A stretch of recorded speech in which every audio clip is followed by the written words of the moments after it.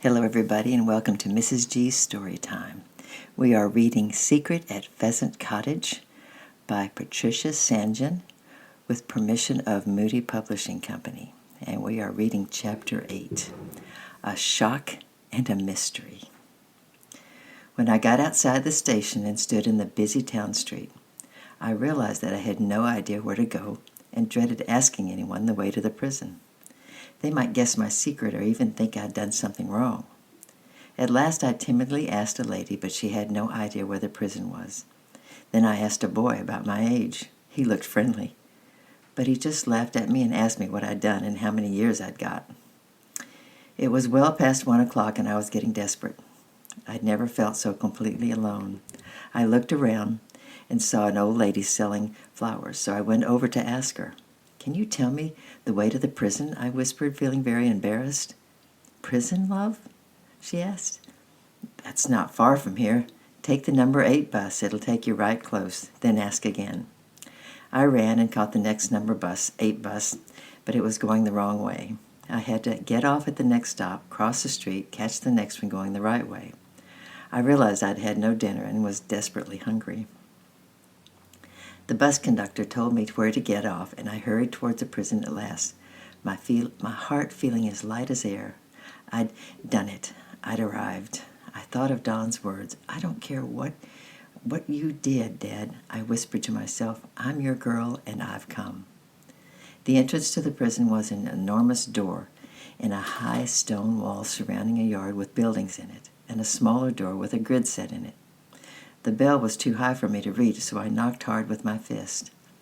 No one answered at first, so I went on knocking, and my heart began to beat rather fast. Suppose visiting hours were over. I started kicking rather wildly, and at last the grid opened above my head, and a voice yelled, "Hello?" "Hello," I answered, standing away from the door so that the person could see me.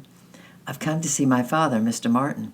He's been here for 9 years, and I'm Lucy Martin, his daughter." "Sorry," said the voice. "It's not visiting day today, and children aren't allowed in alone. Ask your mom to bring you next time." I could hardly believe my ears. I simply stared at the grid closed, and then I panicked and ran up at the door, kicking and hammering at my fists and shouting at the top of my voice, "Don't go away! Please, please, don't go away! I haven't got a mother, and I've come alone. Oh, please let me in! He's my father!" I didn't notice the passerbyers forming into a little crowd to stare at me, but one lady, who thought, no doubt, that my father had been locked up, tried to persuade me to come away. I pushed her aside and continued banging on the door, and in the end she rang the bell above my head and the grid opened again. "Can anyone speak to this little girl?" said the lady. "She seems very upset and quite alone." I heard the footsteps going away across the courtyard, and the lady put her arm around my shivering shoulders, trying to quiet me. And then we heard the sound of footsteps approaching. A key turned in a lock, and the little door set in the big door opened. A large man in a navy blue uniform stood looking at me. Now," he said, "what's all this about?" "It's my father," I gulped. "He's here, and I came all the way from Eastbury to see him, and you won't let me come in. I don't know where to go now, and I think I've missed the last train home, and oh, please, I came all by myself and I must see him. Please, please, please let me in." The officer looked down at me thoughtfully, and I'm sure I looked a most pitiful sight. "You'd better come inside," he said kindly. "We'll see what we can do." I pressed the open door without a backward look, and he led me into the small office just inside and pointed me to the chair. "Now," he said, "tell me all about it. What's your name and who's your dad?" I told him everything, feeling sure he would not refuse me. He was a patient man, and he listened right through the end without interrupting once.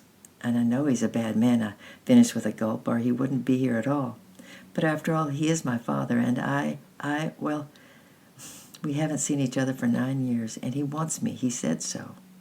The warden got up and sat down at the desk, and he pulled out an enormous book. "John Martin," he murmured, turning the pages. Then he sat for a long time, gazing thoughtfully down at the book, as though he didn't know what to say next. "Your dad wasn't a bad man," he said at last. "We were all very fond of him. Nice chap he was. But the trouble is, he's not here. He behaved so well he got out early.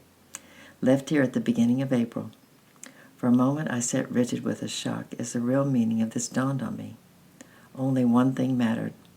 My father had been out of prison for over 2 months, and he'd never been near me or asked for me. It was all a terrible mistake. He didn't want me after all. I had no father. I crumpled up in the armchair and cried as though my heart would break. The kind warden was quite upset, but had no idea what to do.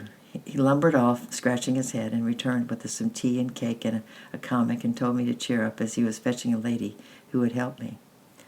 I tried to sip the tea, but my tears still flowed freely. I cried until I could cry no more. Then a lady in a blue uniform arrived. She was a social worker called Miss Dixon.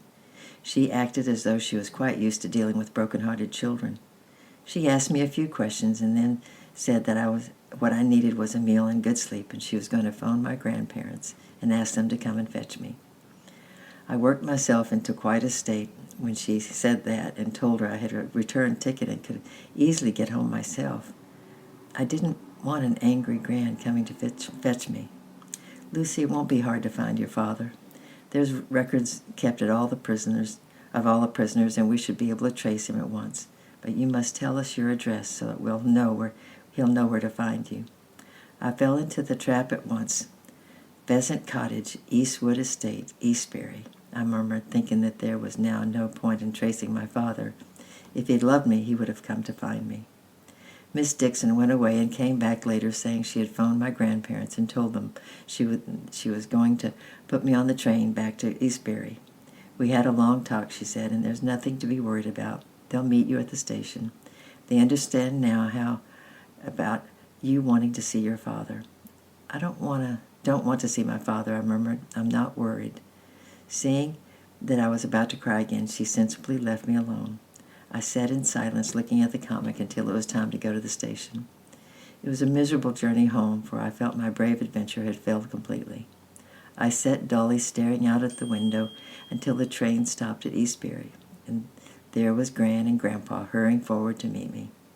I noticed how quiet, how white and old they looked, and I expected them to be really angry with me, but they weren't. I don't know what Miss Dixon had said to them, but Grandpa looked very miserable and kept blowing his nose, but he spoke cheerfully, and Gran made a special cake for tea. It was all very strange. Don arrived after tea, and he seemed rather shy about meeting Gran, so he rang his bicycle bell at the gate until I saw him and rushed out with Shadow barking a welcome at my heels. Don's eyes were nearly popping out of his head with excited curiosity. "Whatever happened?" he began. "Didn't you go? I got the bedding over to the stable right under my mom's nose, and she never guessed. I went to the woods and hooted about 100 times. "Yes, I did go," I replied. "Come up to the hill and I'll tell you all about it." He parked his bike inside the gate, and we climbed the hillside to the favorite place of mine. We settled down, and I told him every detail of my great adventure. "Bet your Gran was mad at you," said Don. "No, she wasn't," I replied slowly, stroking Shadow's ears. "She didn't even say anything.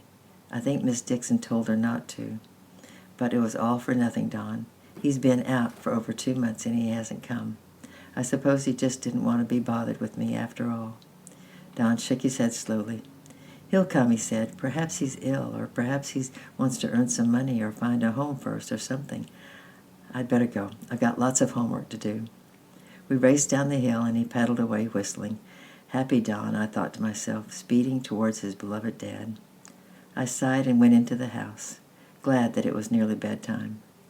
Gran came up as usual, but she didn't tell me off. She kissed me good night and then lingered as though she wanted to say something, but couldn't find the right words.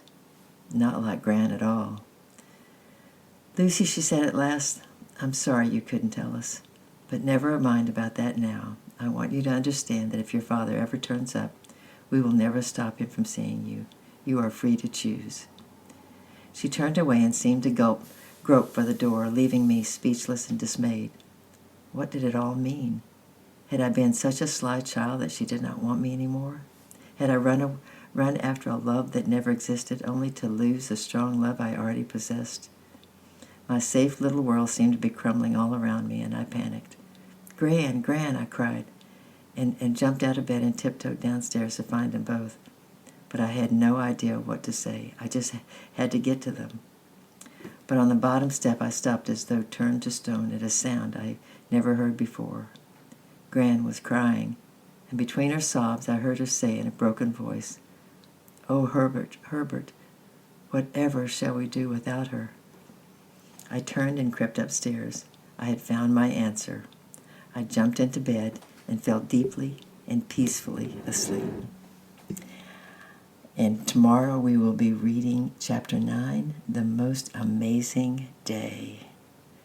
I love you, I'm praying for you, and I'll see you tomorrow. Bye-bye.